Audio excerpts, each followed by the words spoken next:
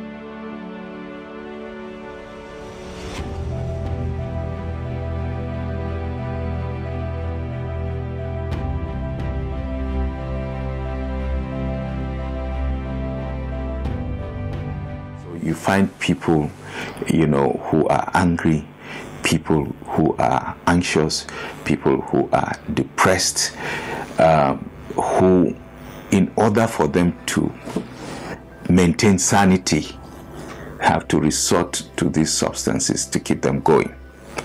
Now, the tragedy is that initially they feel that they will have control. I'll always stop whenever I want, you know, but it takes its toll because the body now begins to get used to this substance and begins, you know, to have need of it. And so the individual does not use it for personal volition. He now uses it because he has to use it in order to feel well. There's one girl that I like when I was in secondary school, and I'm afraid to talk to her. Then they saw my friend that is using drugs. Then he advised me that if I take it, I'll be comfortable so that I can talk to her. So I decided to try it, and then I tried this codeine syrup. It was cough and cold. And then I took this bike home. Then I was like swinging yet. Yeah. So I was like, so this is how it feels.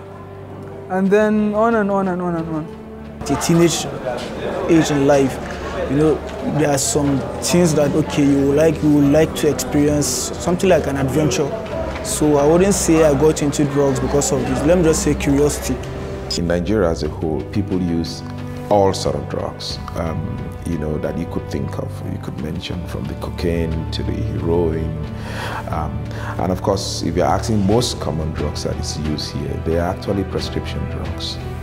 From the tramadol, the opiate-based prescription drugs, like tramadol, like Benylin with codeine, you know, there's so much use within these places.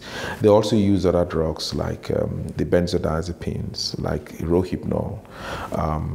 And of course, they also use a whole lot of cannabis, you know, which is a marijuana.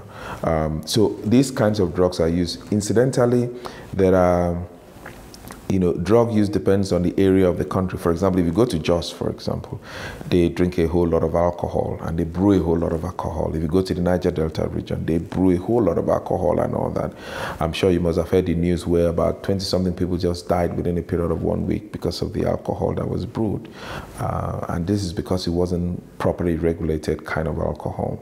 So, you know, drug use depends on region. And if you get to some other places, people use a whole lot of other things. I've been to Maiduguri, and I was taken to a place to see kids using drugs. And I was taken to this very old building. It's a government building, abandoned building. And then you see kids who come around there. They use very long brooms to sweep the ceiling And as the ceiling dust is falling down, they will be inhaling it until they collapse. You know, of course, they're inhaling the paint from the ceiling, you know, and then you get into another place and you see them soaking old newspapers. They'll soak it in water for maybe like 2, 3, 4 days. And of course, there are so many other unconventional things that I'm sure many people must have told you, like, you know, people sniffing the gutter and so on and so forth, which is the ammonia in it and all that. The idea is just the drive for the high, you know. So in other words, people who really want to get high would get high on anything, you know, that they could lay their hand on. Even though there are some of the things that they're using that we don't know the physiological connection with actually getting high. So sometimes we think that is this simply just a psychological high, because people just smoke whatever it is once they want to get high. That tells you the real thing about dependence or addiction to a drug. Yeah. Well, different people go for drugs for different reasons. Some will tell you it's unemployment, they don't have work to do, and an ideal man is a devil workshop. Some, they will tell you, and you see it vividly, you see it as a result of your interaction with them. Some, it is family disintegration. Papa and mama are no more together, so that role, or parental role, is not there. They will also tell you, and agree with this reason, availability. You can't take something that is not available. And this is where we come in, especially those ones that we are concerned with. Then also, they will also tell you, part of the reason why they enter this is friends, peer group. And they have bad company, they have bad friends. Also, some will also tell you they do it because they want to imitate certain heroes, models. Like you see young guys, Rasta, Rastafarian, I love Bob Marley, or you see the T-shirt, and this is. Some of these adverts you see also contribute a lot. They will tell you that. For example, if you are used to, like this advert you see, Shine Bobo, they will paint it so, looking so good at this, and some will be tempted to, let me try and see how it goes. Then environmentalism. There are people that live very close to where they have these areas they don't dismantle, where they have gang areas. You'll hear people saying, if you live in ghetto, likely this is the way you'll be brought up. If you are aware of the Ajegules address, you can see the way some of the young guys come in. So there are a lot of reasons they reduce to it. I remember it was in secondary school. I was in SS1. I tried to fit in with the cool kids. You know, I remember the first time, my first experience with weed.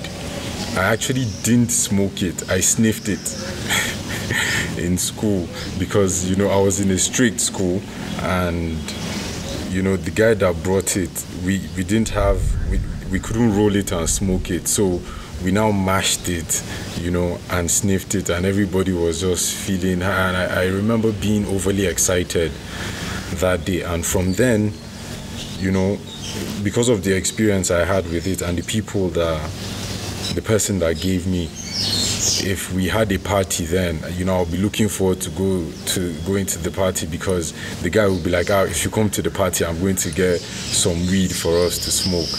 And the first time I actually smoked it was at a party, and I remember the sky going red that day.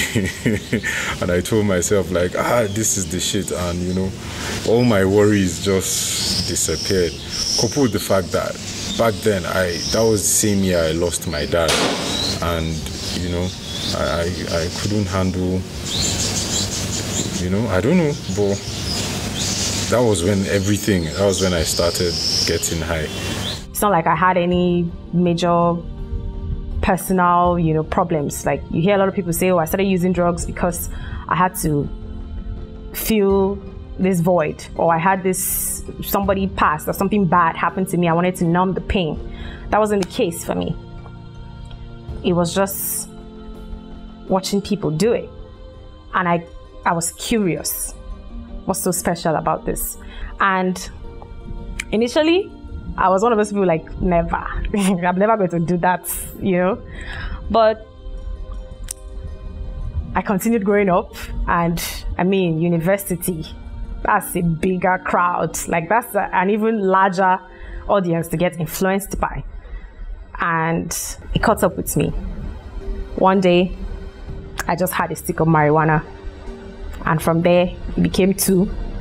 And like that, it became an addiction.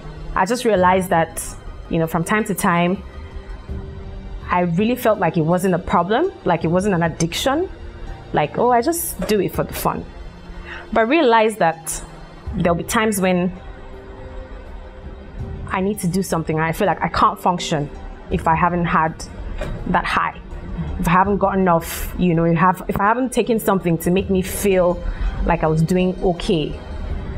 And that was it for me. I start with cigarettes. Somebody is smoking it in public every day, is my neighbor. So whenever he dropped the filter, sometimes I used to come and smoke it. By then, I started drug with this. Then from there, I been to the weed, from weed to codeine, from codeine to tramadol, from tramadol to refinol 542, that's blue. That's how I started. From there, I become highly addicted to some of big friends. I become bigger boy. So big men, sons, they used to come, we used to hang out together. So they introduced me to crack. That's another part of drugs that is highly addicted than any drugs in the world, crack. So that's how I started. I do crack for 2 years, I cry. I sell all my, including my bend down, I sell everything. Even my dictionary, I used to read, I sell it. Due to addiction. I started using drugs as early as 16. And the reason, you know, basically, to summarize it, I'll say is out of peer pressure, to fit into peer groups, you understand, and also to have a sense of maturity and control. I got drugs when I gave birth to my second child, because I had this serious abdominal cramp. So a lady near me suggested that I take spirit, that it does work. So after taking it, and after the baby was growing up, I still got dependent on that spirit, and I had to be brought here to be rehabilitated. I came here, this is my second time of being here. First I came because I used to consume alcohol, spirit. But after I left again, I had a minor accident at my place of work when going to the work, and I was given this injection, pentazocine, and I again, like, substituted it with the alcohol. I started indulging in drugs while I was in Bingham University. I was introduced to a classmate of mine. So gradually, it became an habit of me going to smoke. And I derived pleasure from smoking. There's no any other reason, as in I was influenced by peers. In terms of drugs, getting exposed to drugs starts from my childhood, of course, but nobody gave me to use. But I know that the man that brought me up smoked cigarettes. He drink beer, you understand? Then he normally asked me to go and buy them for him. Whenever he asked me to go and buy it, he would say I should not touch it, I should not, you know, he don't want me to have a taste of it. Then as a child, I started getting worried. What is in this thing that this man is hiding from me? So there was a day, when he finished smoking, the boot that he threw away, I secretly went to pick that boot and then I smoked it. It dazed me, I fell down. But after some time, that thing seems to give me a kind of pleasure.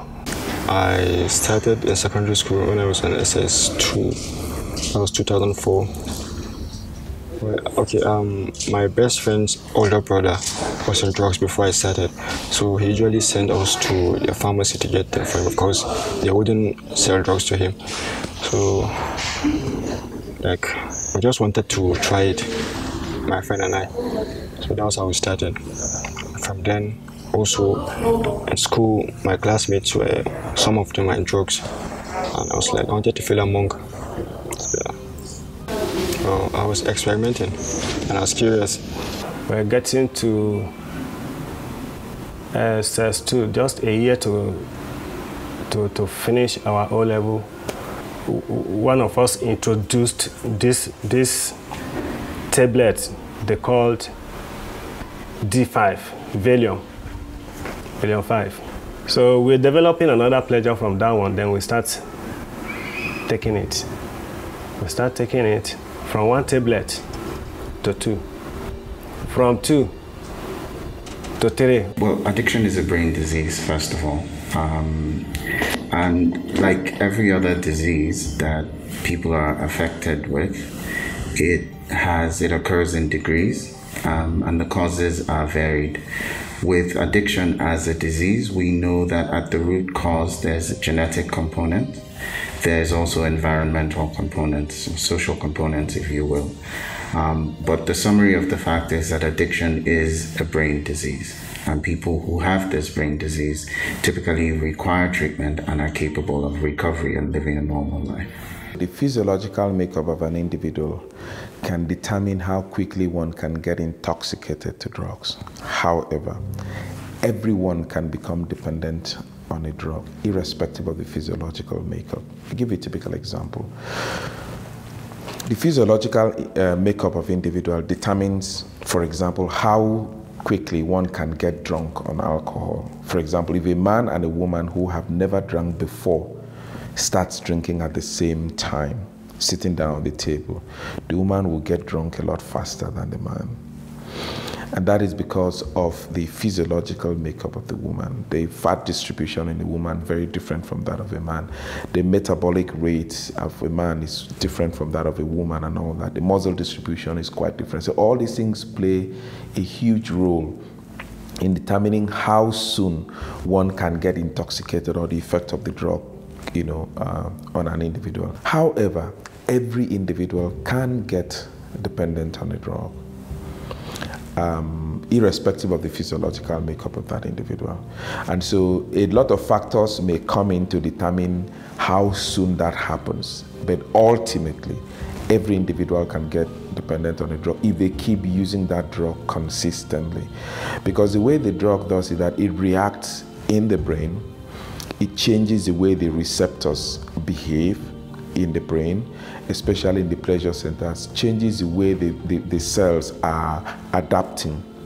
And so there's a variation in the adaptation of the cells within the brain. And so all this come together and make someone become dependent. And why do we say that someone is dependent? We say that when all the person's activities geared toward either getting the drug that he wants to use or recovering from the effect of the drug and all that. And it takes primacy over every other activity. And that is because of the pleasure that it gives.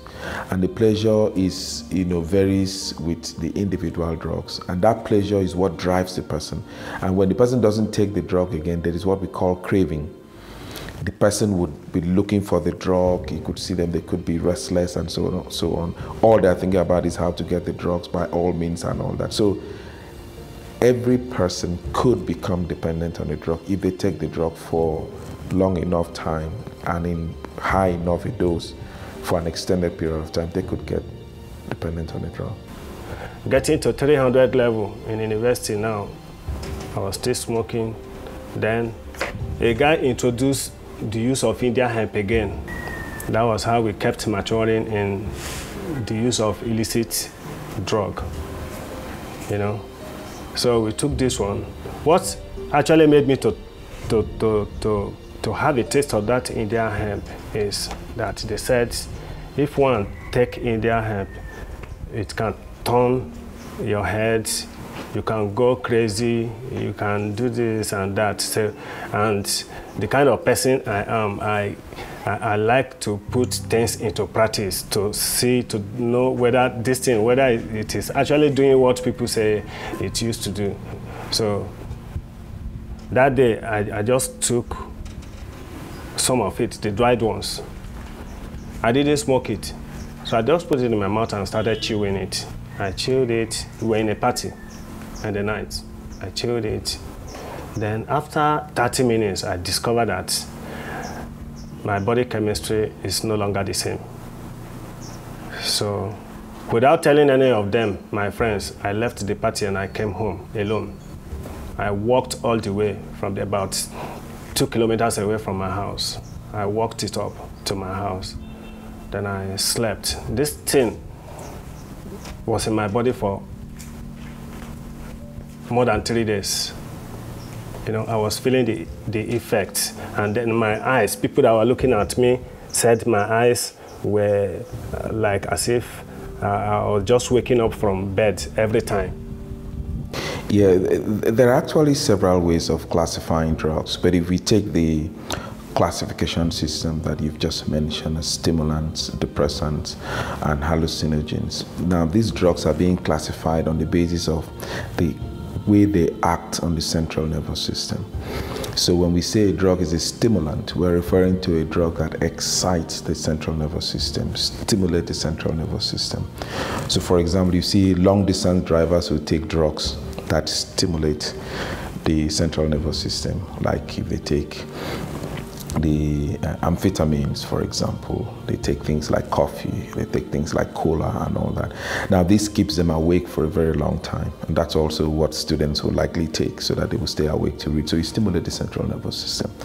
When we talk about drugs that are depressants, that means they slow down the central nervous system, they depress the central nervous system. And so you have drugs like the opioids, for example, that depresses the central nervous system. Something like alcohol that depresses the central nervous system, and it distorts the reaction time of people. And then if you talk about drugs like hallucinogens, they alter perception within the central nervous system. And so you talk about drugs like mushroom, drugs like cannabis, for example. These are hallucinogens. For example, when you take them, you may have distortions like hearing voices that you do not, of people you don't see, seeing things that does not exist, and so on. And of course, people use this kind of drugs in religious rituals and so on and so forth. So this classification is on the basis of how these drugs act on the central nervous system. And of course, drugs can be also classified on whether they are legal or illegal, classified by virtue of their, chemical components, classified as to whether they are synthetic or natural or semi-synthetic, and so on and so forth. Definitely felt like your brain was more open. It definitely felt like, oh, I'm seeing things in a better light. Oh, is that a butterfly? It looks so nice. I mean, the colors are so bright. Everything looks better. Everything is, just more colorful. Yeah. The music is louder in your head. I mean, the lyrics are clearer. You feel like, I'm just feeling this inside of my soul. Like, what could possibly feel so nice? So at that time, you just feel like everything is so much better while you are high on that substance.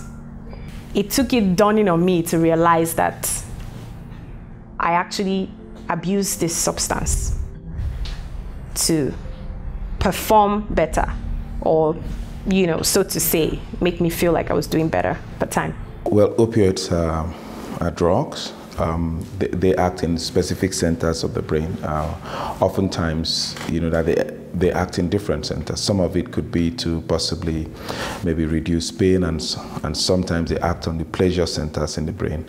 So they give people a sense of euphoria, and that's actually why people, abuse drugs of that nature, because of the euphoria that it gives to them.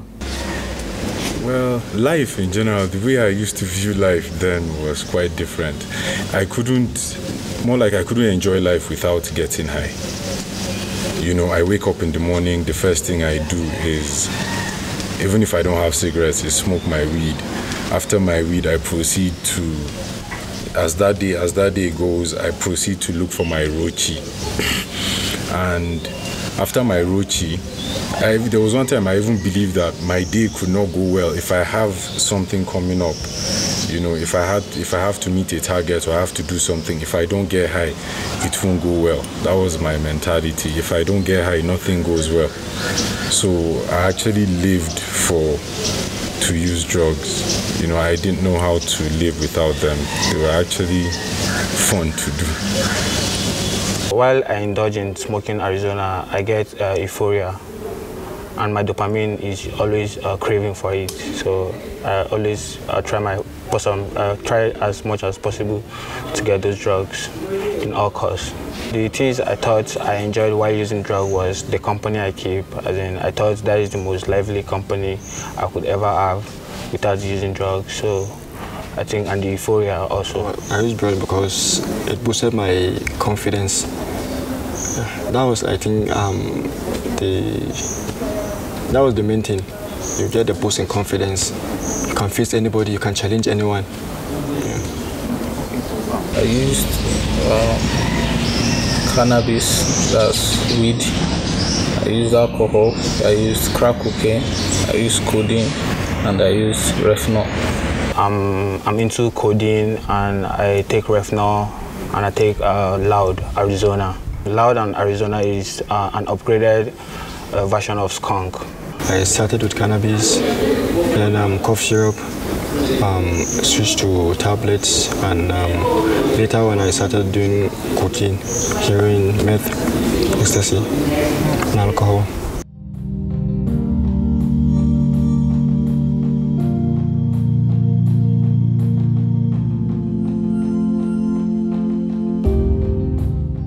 I never thought that breaking it off was going to be a problem for me. I just thought it's something that you can just start, and then if you want to do with it, you can do away with it. When I started using drugs, I never thought it will be of any damage or harmful to me. Before I started using drugs, I never thought it would become a problem. What are some of the things that I feel like I lost while I was doing drugs? I would say my identity, number one. Secondly, I would say valuable, relationship. I lost my self-dignity as a human being. I lost my life. Like I never completed school. I lost education. I lost money. My business is folded up real quick.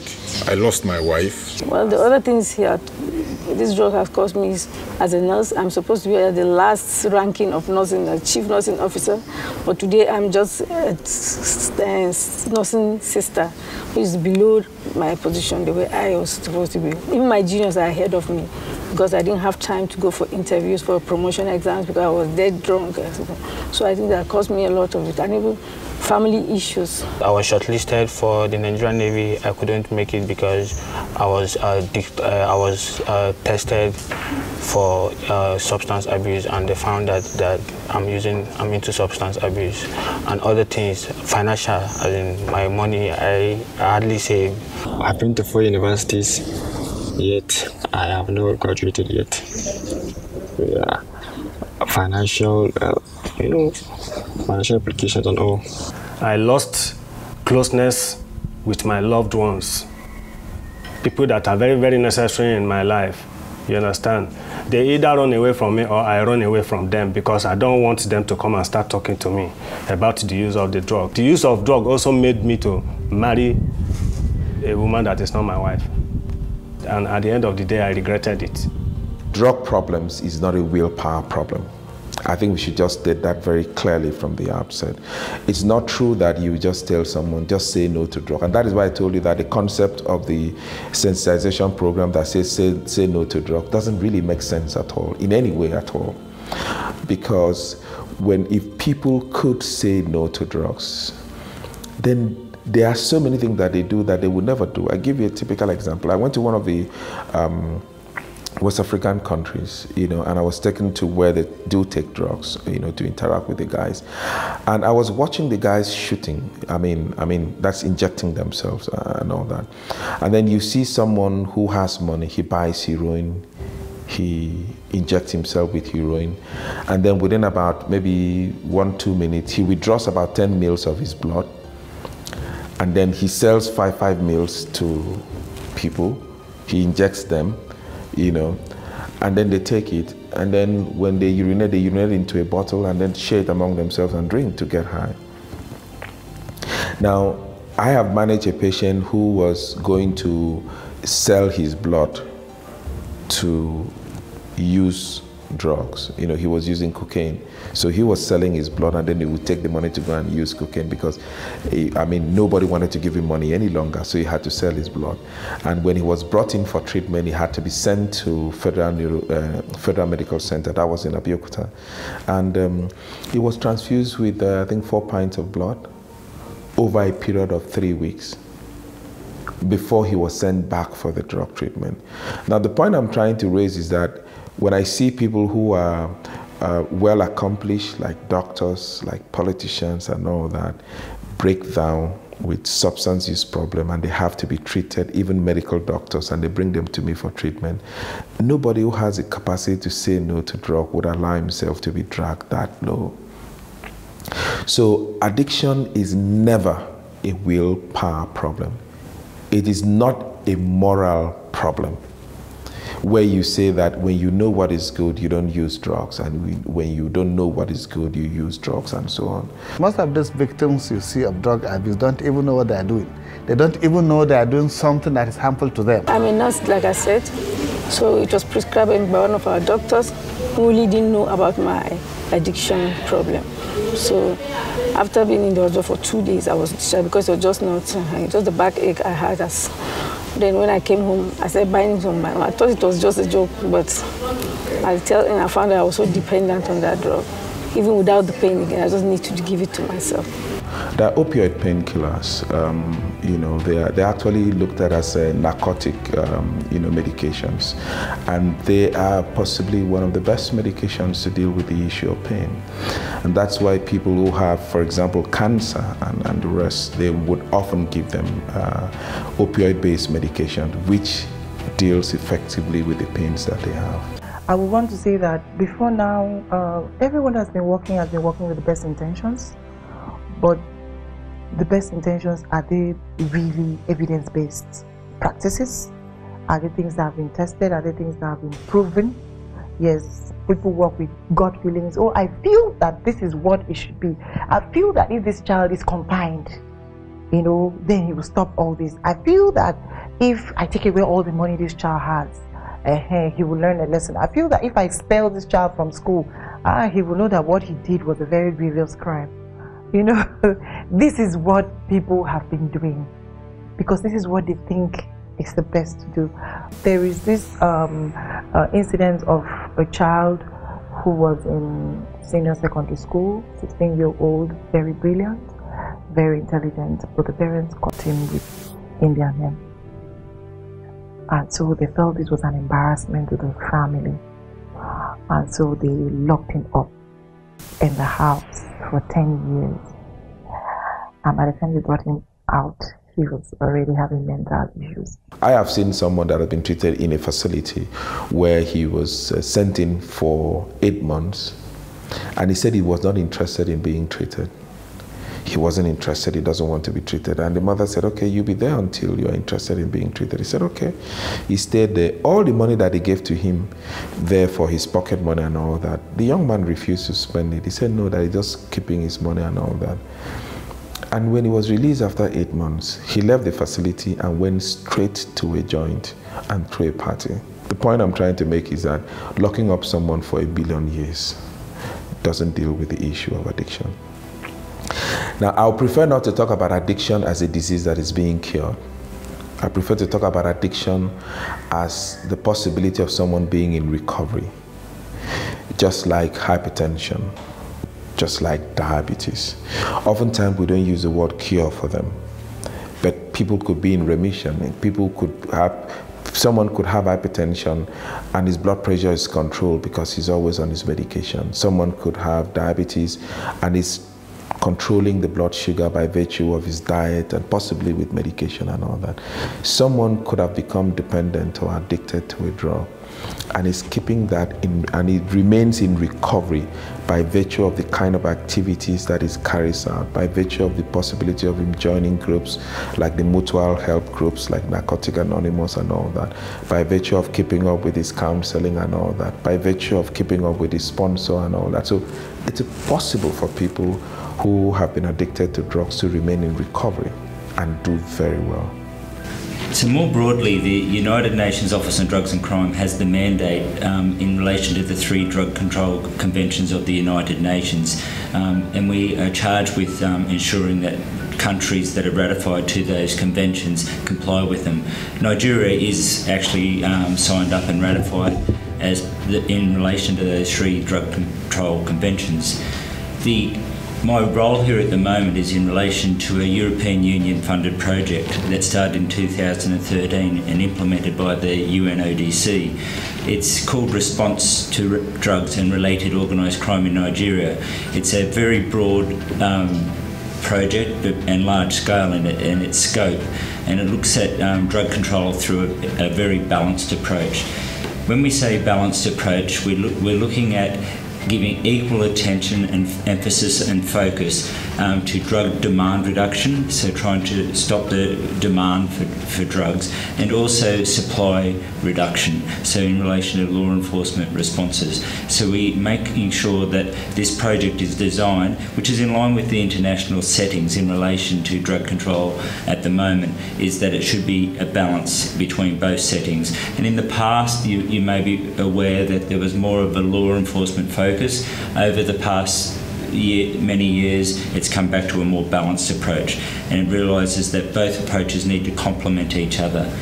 The project, as I said, is funded by the European Union, and it was by 34.5 million euros it's been funded, commenced in 2013 and is set to run until the end of 2019. I've been through rehabilitation 3 times, and it's every time. The first time was an eye-opener for me, and the first time they forced me there anyway, but the second time I was the one that told them that I needed help and I needed to go to an institution. And when I came out, I relapsed, and that was the final time. The third time was like the final time. I was the one that came up with the idea to tell my family that this third time I think I really need help and I need to stay longer in the institution. Because the second time I stayed for a month. The first time I stayed for 3 months and I was clean for a while. Then the third time I just had to say, you know what, like I need help, and I came to an institution. I think we also need to first take a step back and understand relapse. The goal of treatment is not to never have relapse. That's not a realistic goal. And I say that because the nature of the disease we're talking about is relapsing and remitting. Okay, so a person in recovery from addiction will have periods of relapse, and they would have periods of remittance, so whatever the symptoms of this disease are not present. Now, recovery is such that these are managed in such a way that the person can live as close to normal a life as possible. Now, to put it in context, think about diabetes. Now, when people have diabetes, they take medications to control the initial problem, their sugar level. And when that's settled, they need to implement lifestyle changes like good diet, exercise, and all of that to help make sure that they don't get to the point where they would need to spike their medication or be hospitalized.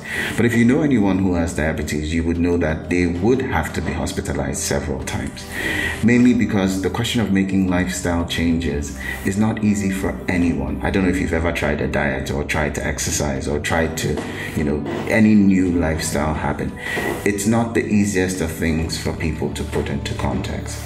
However, what you're looking for is you want the person who has this disease of addiction to understand the disease they have, to understand what the course of this disease is, to understand how they would need to be in the driver's seat with regards to a process of recovery. And so when a person leaves a center such as this, if they are faced with a situation where they end up using drugs or gambling or doing something that may trigger another incident, what we want is that person to be able to immediately respond in a manner that is positive. We don't want a situation where someone hides it and gets to a point where they need to be rehospitalized. There are things that a person can do on their own. There are instances where they could reach out to counselors and talk and deal with the precipitating issue and just move on with their life, same as everything else. So our goal in terms of management is that the individual understands their disease and is an active participant in the management of their disease, such that even where there are slip-ups, they are also willing and able to bring that under control by reaching out for the necessary help, such that their overall lives are not actually thrown off course because of that.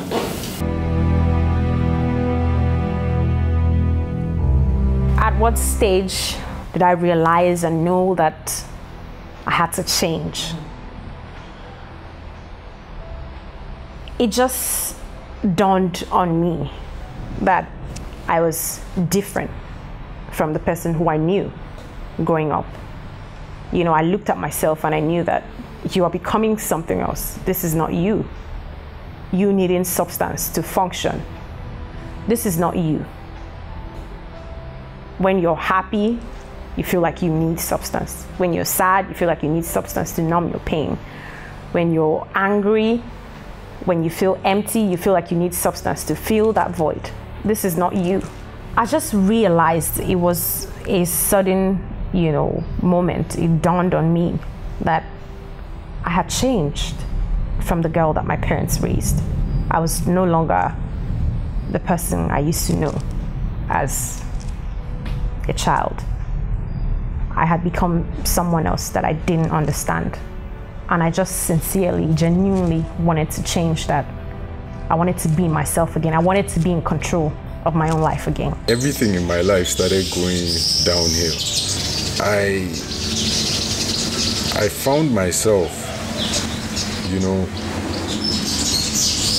not being satisfied with anything. I was just empty. I was hollow. I could wake up in the morning and I'll start crying. I'll start crying, and maybe the night before, I'll say, man, I'm not doing this thing anymore. All the paraphernalia, I'll throw them away. My Rizlas, my smoking pipe for weed, the next day I'll find myself doing the same thing again, So I got really, really, really tired and frustrated with life. Nothing was going well, and most importantly, I felt like a failure. So I was tired. I was tired of that lifestyle. Okay, I wanted to quit because I started hallucinating of things that are unimaginable things. So I started seeing things. So my life became unmanageable. So I came here to seek help. I just thought I've had enough. Okay, I don't know how to put it, but I'm the oldest from my parents. All my younger ones, some university graduates, some are in university, so they've achieved a lot. My friends, the one I've grown up with, they've all achieved a lot, but I'm still where I am. Like, I can't move from a particular phase in my life. I'm stuck. So I just thought maybe I've had enough, I've seen enough. It's time to move on with my life. The treatment regimen depends a lot on the case that is at hand and the severity of the case that is at hand. For the majority of people, they should be able to have access to counseling following proper assessment. Some people, just counseling may be adequate for them to help them, deal with the issues and all that.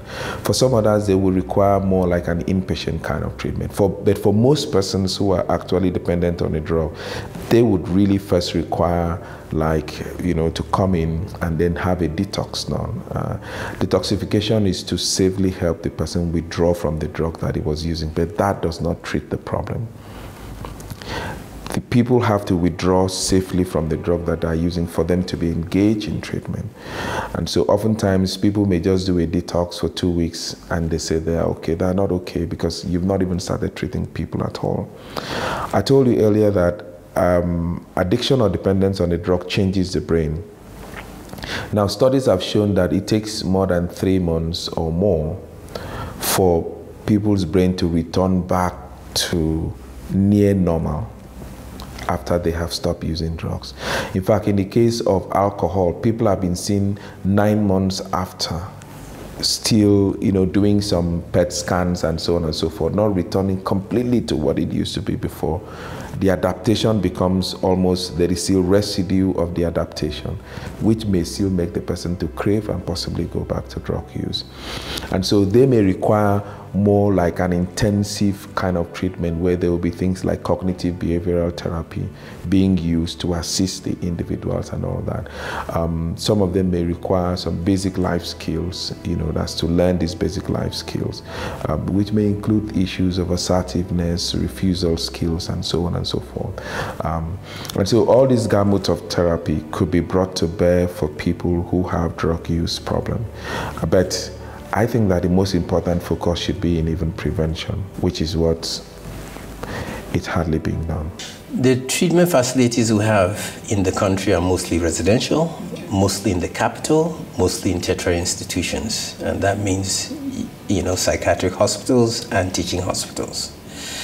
So if I have a problem, and I usually ask it this way, if your cousin has a drug problem, where would you refer him to?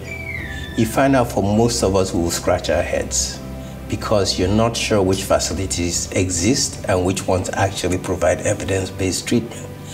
So they're limited in terms of availability. If it was malaria, you wouldn't bat an eye, you know where to send the person to, even to the chemist next door. And that's the level we need to get to when it comes to issues with, drug users and their access to treatment. So that alone is limited. Treatment is limited. First, we don't have, the facilities in place. We don't have options outside of the tertiary institutions except these DICs that have just been started by UNODC. You have a few CSOs that are running and doing a great job, but they're basically not funded and limited in terms of location and scope. If we expand and create more treatment facilities, that's great. Next level is to train up practitioners that can actually deliver evidence-based treatment. As you know, there's some treatments that are going on in the country that are not evidence-based, and so that does affect that. First of all, I would want to limit myself to the 11 model treatment centers. There are other treatment facilities that are really good. In the last couple of years, a lot of private treatment centers have come up. For the many of them, I simply just can't vouch for what happens in those facilities, honestly. For the 11 model treatment centers, which could be a starting point, these 11 model treatment centers are found within the psychiatric facilities that we have in the country. We have about 8 psychiatric facilities in the country, and then we have a couple of university teaching hospitals where their psychiatric department have been upgraded to be a model treatment center. So we have places like here, for example, in Kaduna, we have a neuropsychiatric hospital, we have in Benin, we have in Yaba, for example, we have in Calabar, we have in, some of these places. What I would advise is that is a starting point for parents who are close to those places. What you could do is to say, you go to those places, speak with them. You mustn't be treated in those facilities, and I keep telling people all the time. But when you speak with people, one of the things that we have a responsibility to do as treatment experts is to be able to give people options to make choices from.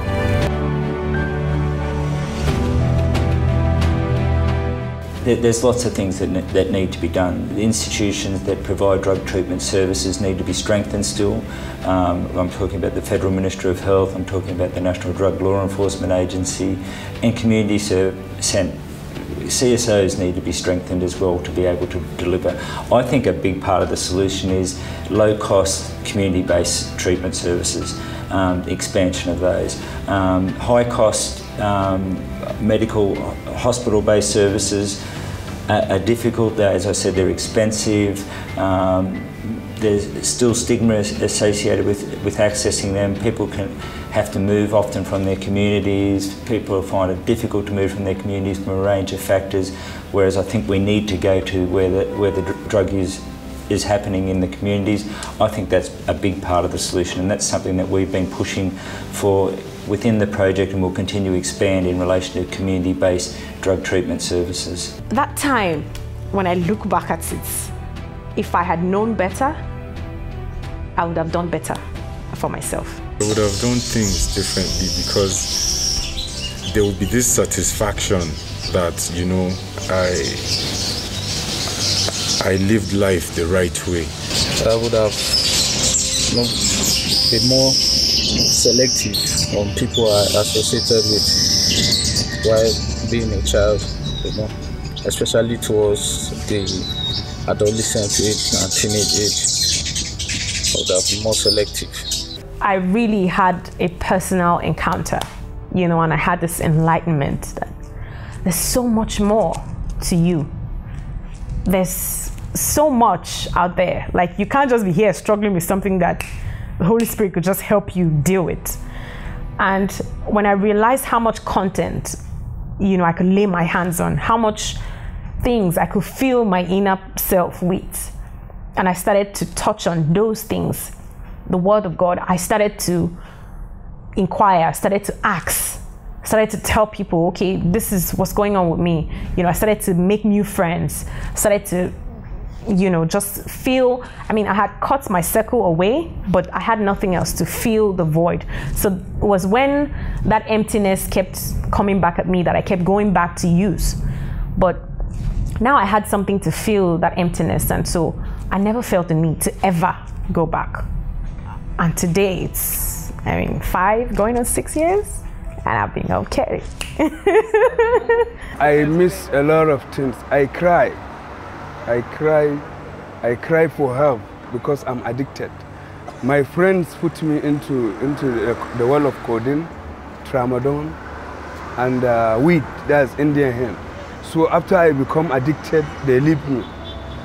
You understand? So I find the way out by myself, without any doctor. I say I must quit. If I want to follow this way, then my friend is there. I will change this way to another way. That's how I do it. I rehabilitate myself locally. Any drug user, if 6 o'clock p.m. knock, he must go and take something. So by then I make myself busy. I'm selling bend down by then. I'm selling bend down. I will not come home till around that kind 8, 9 when I finish my hustle. Because if I come by 6, most of my friends will influence me. That's why I make myself busy. That is the first thing that I do to get rid of drugs. And the second thing, if I feel of taking codeine, by then in the year 2002, I take tea, hot tea with ginger. So when it makes my body calm, if I feel like taking cigarette, I will use TomTom. So that's how I'm doing it locally, without any doctor. Because by then I don't have money to go and see the doctor. I thought it was something I could just get done with it. But I found out later that I couldn't just go ahead. It was like driving me into something that I cannot handle. So my husband suggested we come here, and which we did, to help find a cure for me. I attended a Holy Ghost school class. That day, I traveled with my auntie. I forgot I did not take any of the drug with me. I thought I would come back that day. I said I will manage myself. But my auntie did not allow me to come back. She said this class is going to take place for 5 days. And I had to stay for 5 days without taking a drug that I cannot leave when it starts. When the symptoms occur, I can't manage it for more than 3 hours without taking it. I had to stay for 5 days. So within that 5 days, in fact, a lot of miracles happened. What I expected did not happen. You understand? I thought I was going to die there, but with prayer, that was how I was untied by God from that habit. Well, if I could take back the hands of time, I don't think my family will be scattered at this, because I will be a dedicated mom and a righteous woman. I don't think I will go into drugs because it's very dangerous, not even for my health. Even the family splits the family, and that's exactly what I'm facing now. So I would do anything to bring back my family again, and also my health condition to be better off than I am now. I would say to people out there that are still using drugs to try and get help. Because even if they're willing to stop, a lot of times they can't do it on their own. They need to get help. They need to get professional help. In those days, I don't have even 20 naira to buy clean to wash my clothes. But now this is my company, Junior Red. I become a fashion designer in Kano. My plans now is to rehabilitate 500 youths. I rehabilitate 24 people that are addicted to drug abuse. Now they quit. They are here they are working with me here. I think you can see them. So to families of people who have a substance use disorder or have a problem with drug addiction or any kind of addiction, the first thing I would say to them is don't panic. It's an illness, and nobody likes to know that someone they care about has an illness. But the truth is there is help. Treatment is available, and people who have these disorders do recover. It's not a death sentence.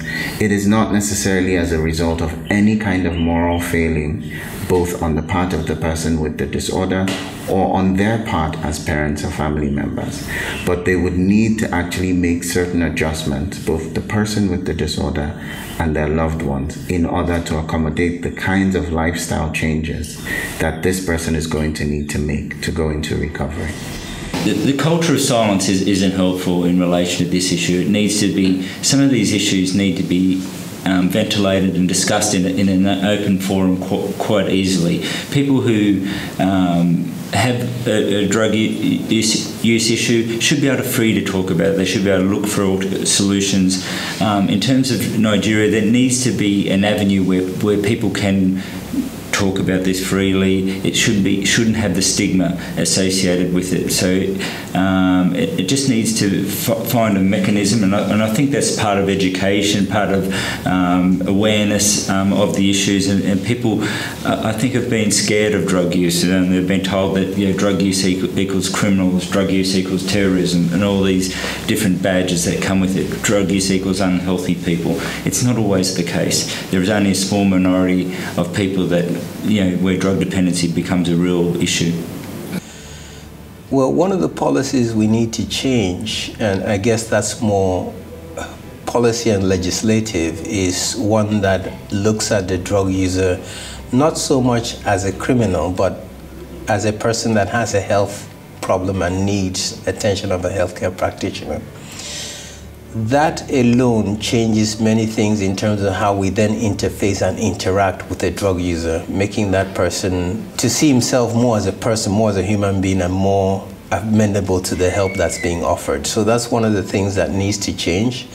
And once that changes, again, it will affect the level of stigma we have towards drug users in this society. And if that stigma changes, we can then get communities to be more supportive of their recovery effort. If we were talking about what is the likelihood of this killing the person who is using it, then we should be banning alcohol and tobacco. Every 6 seconds, someone dies as a result of tobacco-related illnesses. So we're not really viewing it from the point of, is it going to kill you? Is it harmful? We're viewing it from a completely different lens, and I'm not sure what that lens is. Now, with alcohol, we say, don't drink and drive. Because it's okay for you to drink, but at the point where you drive, you create a scenario where you could harm yourself or harm other people. But we don't want to talk about, what about other drugs? Is there a way we can minimize the harm that is likely to be caused from using that? Accepting that not everybody who uses those drugs is a criminal, a terrible person, or even dependent on it. The society's focus, or seeming focus, when it comes to drugs has been, it's a war. We're going to make sure that we eradicate drugs entirely and we have a drug-free society. We've been fighting this seeming war for how many tens of 20s of years, and no one has won. I mean, the big winners are the people who deal off of a black market, because it just is not possible. So I think the focus should shift to responsible use and should also include services that are available for people who have disorders related to drug use. That's what I would like to see happen.